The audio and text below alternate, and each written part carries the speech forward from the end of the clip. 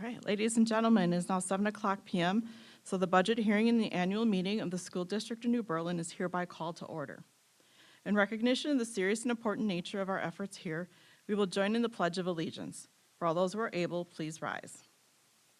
I pledge allegiance to the flag of the United States of America and to the republic for which it stands, one nation, under God, indivisible, with liberty and justice for all.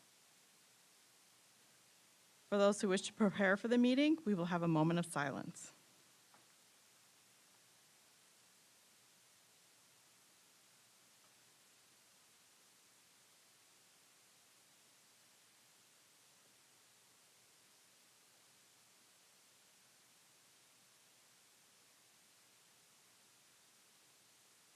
Prior to this meeting, notice was given to the public by posting the agenda at each district school, the district office, and the city library. The agenda was also posted on the district website. Additionally, per state statute, notices were published in the Waukesha Freeman on September 13th and 20th.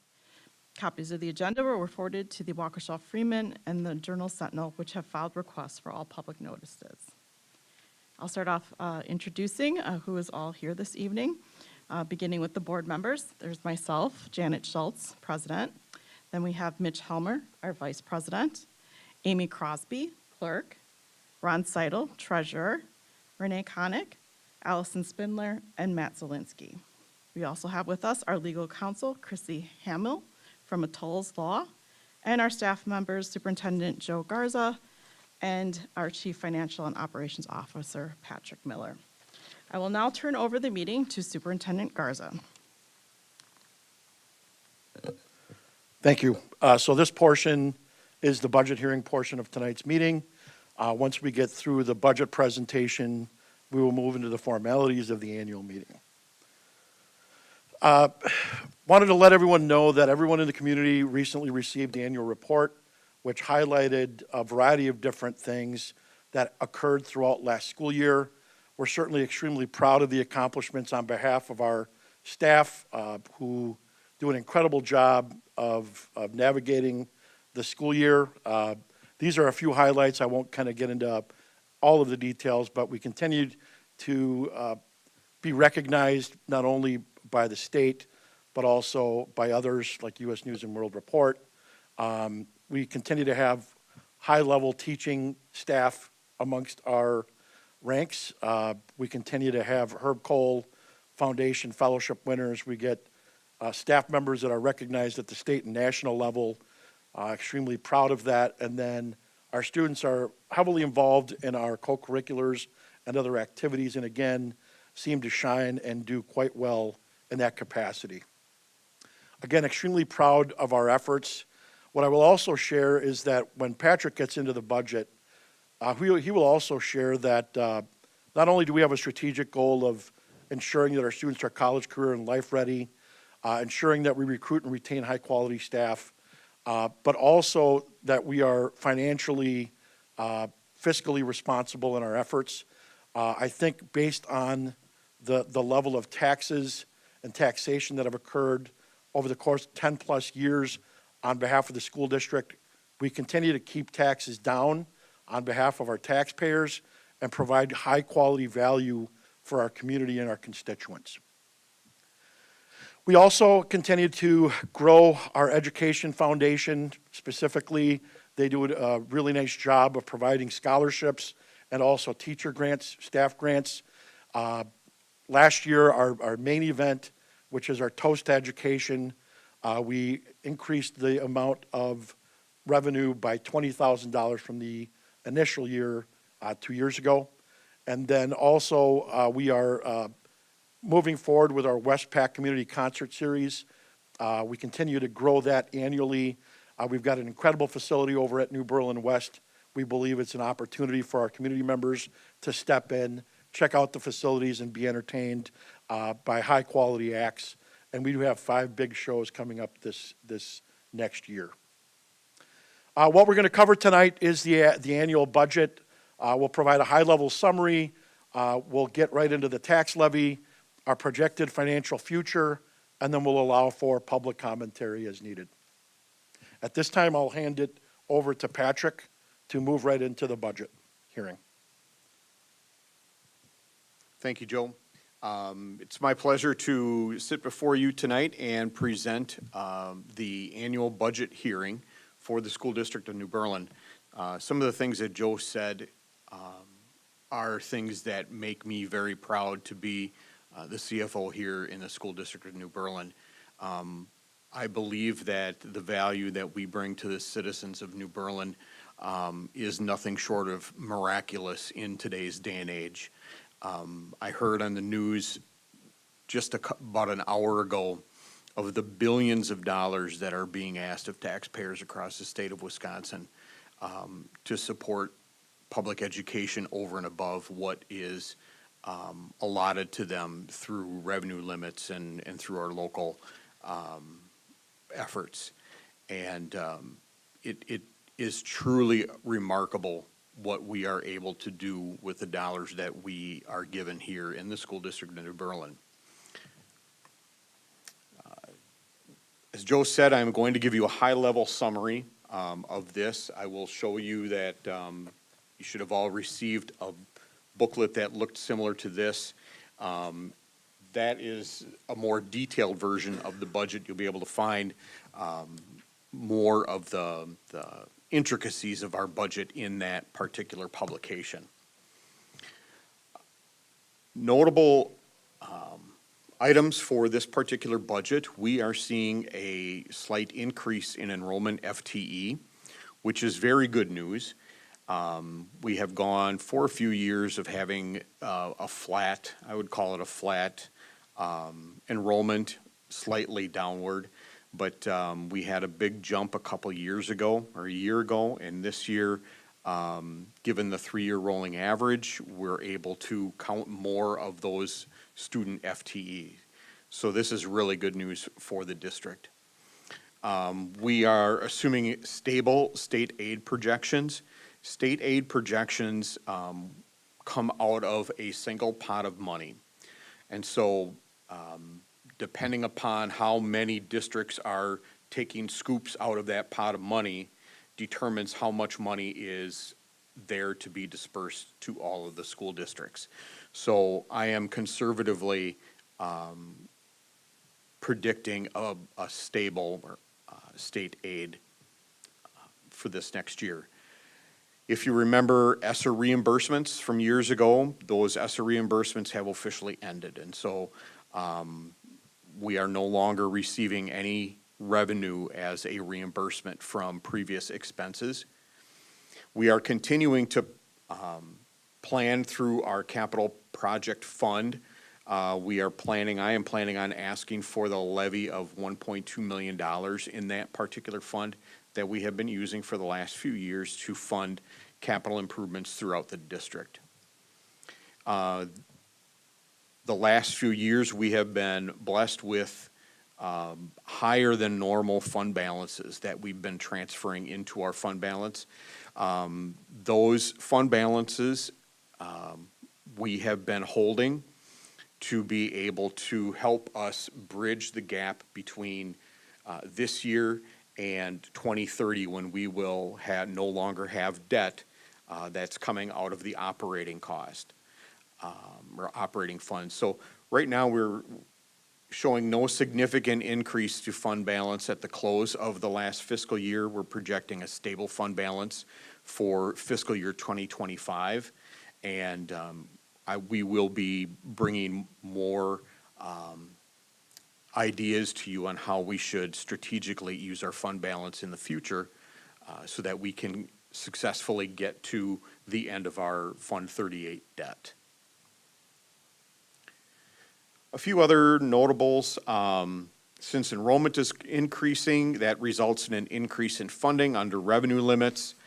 We also are receiving $1.6 million in energy efficiency exemptions. Those are with from the ESCO projects that we completed in 2013, 2015, and 2017.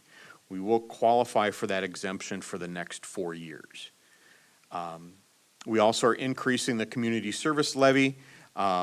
This is due largely to funding security enhancements in all 6 of our school buildings.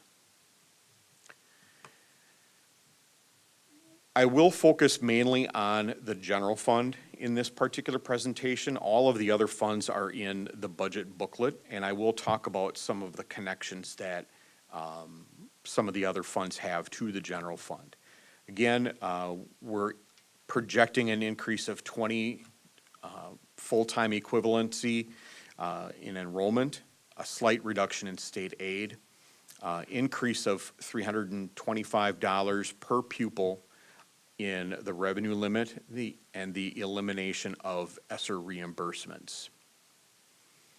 This gives you a nice visual of where our revenues come from. It's quite easy, sorry about that. It's quite easy to see that the majority of our revenue comes from local sources. Those local sources are not just property taxes, those are also transfers that we get in taxes for city groups that are using our facilities, and for example, when we receive revenue from renters that are receiving or that are using our buildings. If you look at the federal, compare this to last year, you'll notice we lost a lot in federal support, and that was planned. We knew that that was coming. Some assumptions for our general fund expenses. We did have a 3% increase in base wages that was approved by the board.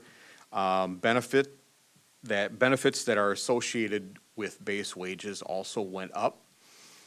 We did have some staffing increases related to special education, some other support positions, and if you remember, we did have some class sizes that were creeping up there, and we did add some staff members to alleviate some of that pressure.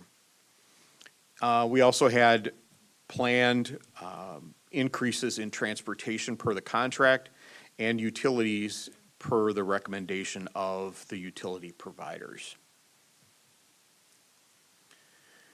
This chart gives you a little idea of where our expenses go. If you'll notice that salary and benefit costs are around 62%, but in all honesty, that is more along the lines of 75%, since over half of the purchase services portion of our budget is paying people who used to be employees of the district. For example, substitute teachers used to be employed by the district. Now we contract that service out. Our second shift cleaning crew used to be member or employees of the school district, and now we have a contracted service that performs that work for us. So about half of our purchase services would have slid into the salary and benefits portion of our budget a few years ago. Another important thing to note is the 10.1% of our budget that goes to transfers. That's nearly $7 million that the general fund transfers into the special education fund. Almost half of special education is paid for through local dollars. Even though we do receive federal aid and we receive state aid, it does not compensate us for the level of funding required in order for us to work with the special needs students that we have in our district. We'll touch just a bit on the 24-25 tax levy.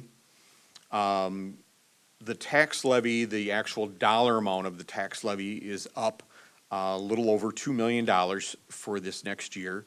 Again, when you have a FTE increase of 20 and you have a $325 increase per pupil, you're going to get an increase in tax levy. It's about a 4% change, 3.9% change. I am projecting a 2% equalized property value increase I believe that that is very conservative, and that's the way we have projected property values, at least in the last 5 years that I've been doing this. And we are levying to the maximum amount that's allowable by law. I know that a few years ago, there were some concerns that our budget was tight and we weren't bringing in as much revenue as we're able to, and we are levying to the maximum that is allowable. Property tax rates, in the 24 fiscal year, our tax levy rate was $5.87 per thousand. We're projecting an increase of 11 cents to $5.98 per thousand. That's roughly $40 a year on a $350,000 property. And this is some of the good news that Joe was talking about in the beginning, the estimated levy impact over the last 10 years. If you look back to the 15-16 school year, 10 years ago, we were over $11 per thousand in equalized property value. This next year, we are still going to be under, there it is. We're still going to be under $6 per thousand. That is phenomenal. Was that for dramatic effect? It was. I wanted to get everybody's attention. Got it. You Thanks. definitely did. Thank you. Thanks for outing me there, Joe. No, our mill rate is among the lowest and, if not lowest, in Waukesha County. And $10 less than the mill rate was 10 years ago.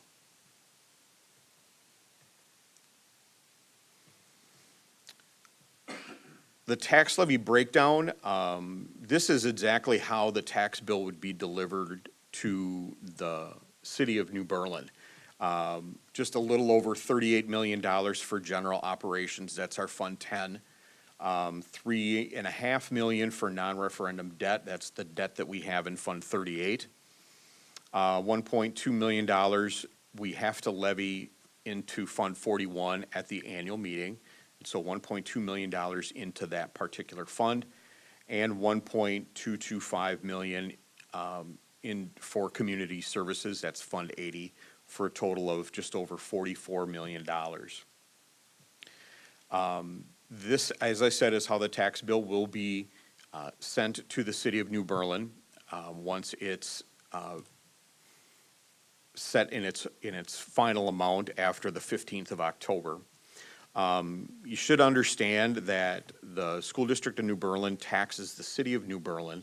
We don't tax individuals. So we tax the city then applies that tax over the real property in the city of New Berlin. There are actually 3 school districts that tax in the city of New Berlin. Elmbrook has a small portion on the northeast corner of the city.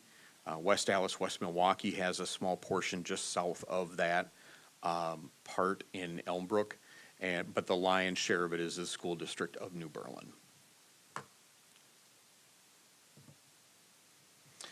Before I hand it back over to Joe, I do want to tell you that you owe a great deal to the finance staff in the school district of New Berlin. I believe that we have the class of southeastern Wisconsin working in our business office.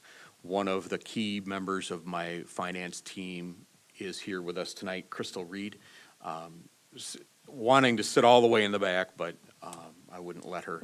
Crystal is our comptroller, finance director, and she has 4 people in her staff. They do a phenomenal job in helping keep our arms wrapped around the budget and the revenues and expenses in the school district. And so I just wanted to make sure that the folks that we have that are working in the business office that are here tonight are recognized for their extraordinary work.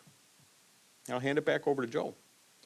So in my 14th year as superintendent, back in 2011, Act 10 was implemented, and there were a lot of unknowns at that time.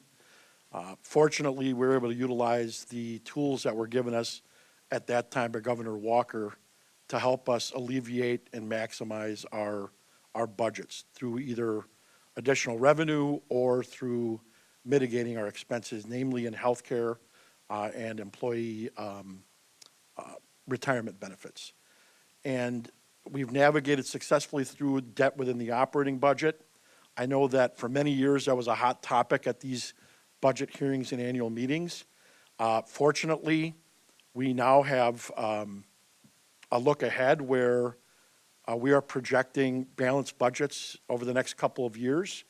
And as Patrick mentioned, between 2026 and 2030, when we have upwards of $5 million of debt within the operating budget, between 5 and about 3 million annually between now and then, that we are optimistic that we will navigate as needed. We actually have financial plans in place for our capital improvement projects, thanks to our financial committee, our finance committee, and our facilities committee. Those are now fully funded and will continue to be funded through Fund 41 to the tune of approximately $1.2 million. About 6 years ago, we strategically spent down fund balance, and we plan on doing that again to get us to that bridge of 2030, where most of that debt within the operating budget will essentially be evaporated. And this is what I'm talking about. So, and I do want to commend the school board for, we did end up getting some of that pre-debt taken care of. So we were able to navigate the last 2 years without that debt within the operating balance. It now comes back. And again, it's paying for the Ronald Reagan School that was built within the operating budget, as well as the major renovations at New Berlin West. And as you can see, we'll navigate those $3 to $5 million, which again, quite honestly, I'm not sure of any district that is that needs to do that in order to get to where they need to be. We've successfully been able to navigate that, and we will continue to do so. And we now can see the light at the end of that tunnel. Again, when I started 14 years ago, it seemed pretty insurmountable, and now it's a reality that we're going to get to the other side of it. So extremely proud of our work to be able to get us to this point. With that, we would allow for any public comments or questions at this time.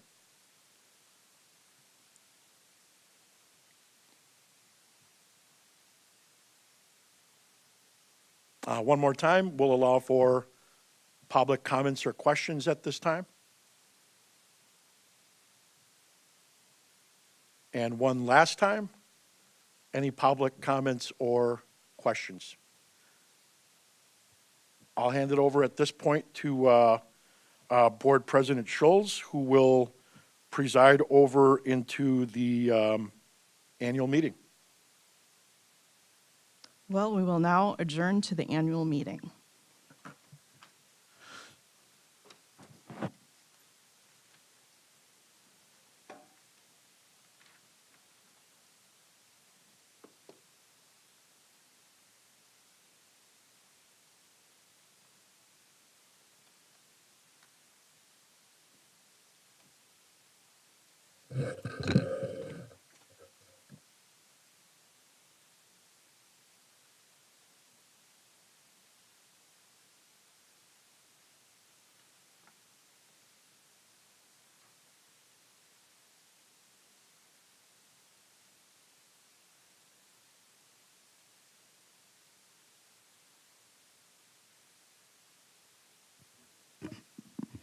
The annual meeting of the School District of New Berlin is hereby called to order.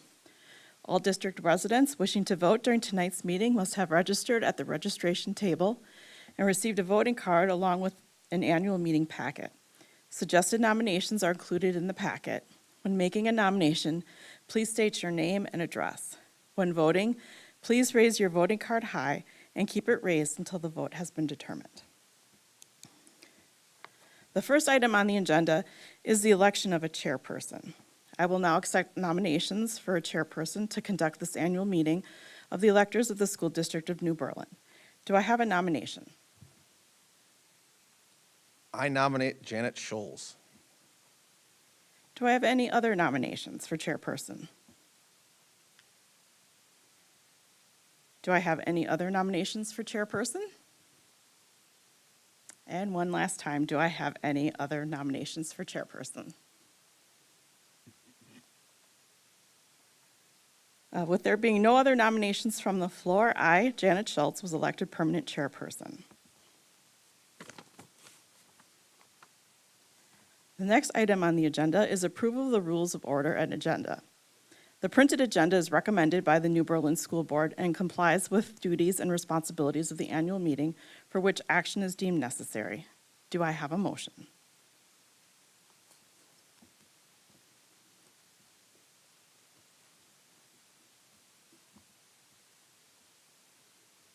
I, Mitchell Helmer of 6229 South Thompson Hollow, move to approve the rules and order agenda as printed. I have a motion by Mr. Helmer and a second by Ms. Crosby to approve the rules of order and agenda as printed. Is there any discussion? Then all those in favor of the motion, please raise your voting card and leave it raised. All right, and then are there any opposed? You may put it down. Any opposed, please raise your card. Then by a show of hands, the motion carries. The next item on the agenda is the appointment of parliamentarian by chairperson. I appoint Chrissy Hamill, the District Legal Counsel, as parliamentarian. Next is the agenda for the treasurer's, on the agenda is the treasurer's report. Since the electors have a printed copy of this report, do I have a motion to dispense with the reading of the treasurer's report and recommend its approval as presented in the printed copy?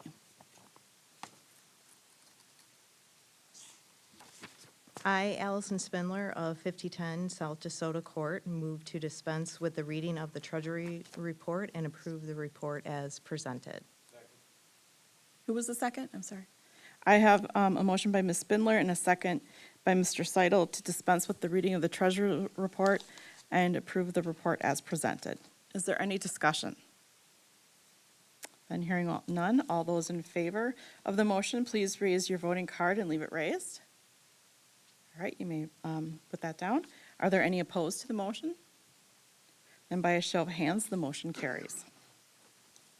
Next is a resolution to adopt the tax levy for the 2024-2025 school year. Do I have a motion? Yeah, I, Ronald Seidel, 17631 West Westward Drive, make a motion to levy a tax in the amount of $44,310,163, including $1,200,000 for capital expansion products on all property, real and personal, within the bounds of the school district of New Berlin, of the city of New Berlin, Wisconsin, for the purposes of operating the public schools, including the maintenance of buildings and sites and discharge of debt. Do I have a second? Okay. I have a motion by Mr. Seidel and a second by Mr. Helmer to levy a tax in the amount of $44,310,163, including $1,200,000 for capital expansion projects on all property, real and personal, within the bounds of the School District of New Berlin, City of New Berlin, Wisconsin, for the purpose of operating the public schools, including the maintenance of buildings and sites and discharge of debt. Is there any discussion? Then hearing none, please raise your card if you are in favor of the motion. Okay, you may put those down. Are there any opposed? And by a show of hands, a majority of votes, and the motion carries. Next, we have setting the date for the 2025 annual meeting. Do I have a motion? I'm Matt Zelinski of 6117 South Grouse Hollow Court. Move to authorize the school board to establish the date for the 2025 annual meeting between the dates of 15 May and 31 October 2025. I have a motion by Mr. Zelinski and a second by Ms. Crosby to authorize the school board of the School District of New Berlin to establish the date for the 2025 annual meeting between the dates of May 15th and October 31st, 2025. Is there any discussion? Then all those in favor, please raise your voting card and leave it raised. You may put it down. All those opposed, please raise your card. By a show of hands, the motion carries. Next, we have setting the school board members' annual salaries. Do I have a motion?